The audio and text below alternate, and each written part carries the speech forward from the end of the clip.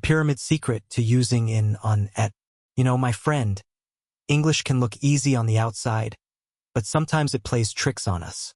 There are three tiny words that seem so small, so simple, that most learners think, oh, I'll never have trouble with those. But the truth is, these three little words cause more confusion than almost anything else. I'm talking about in, on, and at.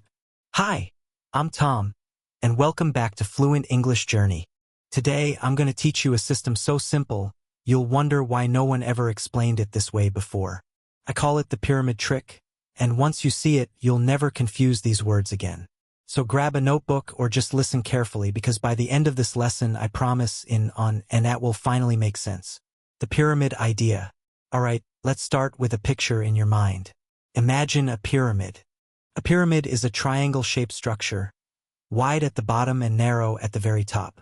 Now here's the secret. At the bottom, we put the word in. This is the most general word. In the middle, we place the word on. It's a little more specific. And at the very tip, we put at. This is the most exact word of them all. See how simple that is? General at the bottom, exact at the top. This pyramid is going to guide us through time and place, the two main ways we use these words. Part 1, time. Let's begin with time, because this is where learners usually get stuck first. 1. Using in for time. Remember, in is at the bottom of the pyramid, the widest part. That means it's the most general. So we use in when we're talking about large chunks of time. Think months, years, centuries, seasons, or long periods. Examples. I was born in May. He moved to the UK in 2020. My sister started school in 2010. They met in the summer. She finished the project in 2 weeks. Now let's practice. Repeat after me. I always feel happy in spring. The shop opened in 2015. Good. Notice how we're not talking about an exact moment. We're talking about a broad area of time. So here's the rule. Use in for months, years, centuries, decades, seasons, and parts of the day. Examples. In January in 1998, in winter, in the evening. Another way to think about it is this. In gives you a big container of time. You don't know the exact point, you just know the container. 2. Using on for time.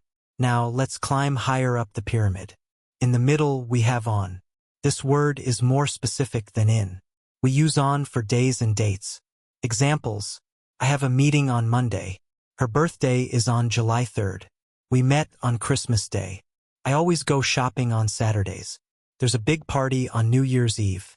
They arrived on the 5th of June. I saw him on my first day at work. Practice with me. The class is on Thursday. The wedding is on May 10th. So remember, use on for days of the week, specific dates, and special days. Examples. On Monday, on March 1st, on my birthday, on Christmas Day. Think about it like this. If in is a big container, then on is a square on the calendar. It marks one specific day or date. 3. Using at for time. Now we've reached the very top of the pyramid. At is sharp, small, and exact. We use at for precise clock times or very exact moments. Examples. Let's meet at 3 o'clock. The movie starts at 6:30. Dinner is at 8. She wakes up at 7 a.m. He always has lunch at noon. Practice. The train comes at 5:10. School begins at 8 in the morning. Perfect. So here's the rule. Use at for clock times and exact moments. Examples. 2 at midnight, at lunchtime, at sunrise.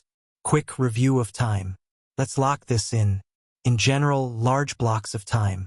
In May, in 2023, in the evening. On specific days and dates. On Monday, on July 3rd, on Christmas. At exact times. At 6:30, at midnight, at sunrise. See how the pyramid helps? Big and general at the bottom, small and exact at the top. Part 2, place. Alright, now let's use the pyramid for places. 1. Using in for place. Once again, in is at the bottom, so it's the most general. We use it when something is inside a large or enclosed space.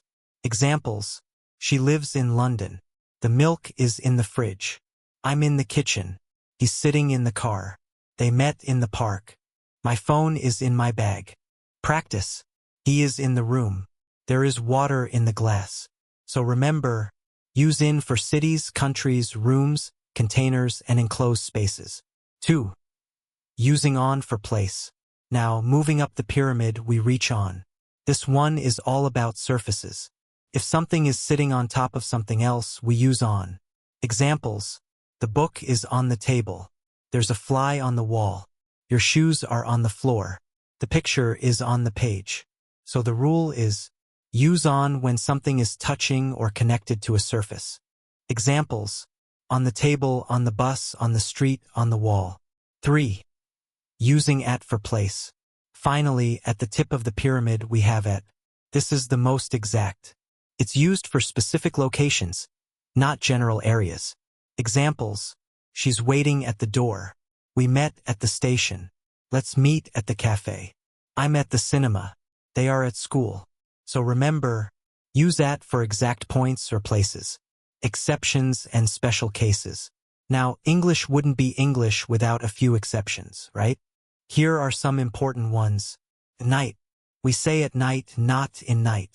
Example: it's quiet at night. But notice we say in the morning, in the afternoon, but at night. At school versus in school. These look similar, but they're not the same. At school means you are at the location. Maybe you're a student, maybe you're visiting, maybe you're working. In school means you are a student. You're part of the system. Example: my son is at school right now. He's in the building, maybe in class. My son is in school. He's a student, part of the education system. Technology. For anything connected to technology, we use on. On the phone, on the radio, on the internet. You don't say in the internet. Always on.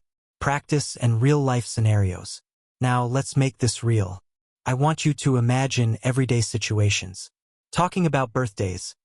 My birthday is in December, on the 12th at 7 p.m. Talking about travel. I'll be in Paris in July, on the 14th at noon. Talking about meetings. The meeting is in the morning on Tuesday at 9 a.m. Talking about location. I'm in the office on the 3rd floor at my desk. See how natural that feels? The pyramid connects everything. The big picture. So let's step back for a moment. We started with a simple pyramid. Wide at the bottom, narrow at the top. And that pyramid gave us a clear rule. In equals general, large container. On equals more specific, smaller area. At equals exact, sharp point. This system works for both time and place. Add the exceptions and you've got 95% of real English use cases covered. Motivation and closing words. Now, my friend, here's something important to remember. Learning English isn't about memorizing endless grammar rules. It's about finding simple patterns that stick in your mind. The pyramid is one of those patterns. So don't just listen, practice. Say the examples out loud. Test yourself when you talk about time or place. Ask, is this general, in, specific, on, or exact at? Keep doing that, and soon it won't be studying, it'll just be natural. You've done great today. You learned how to master 3 of the trickiest words in English. Keep listening, keep practicing, and keep believing in yourself. I'm Tom, and this is Fluent English Journey. Until next time, my friend, bye for now.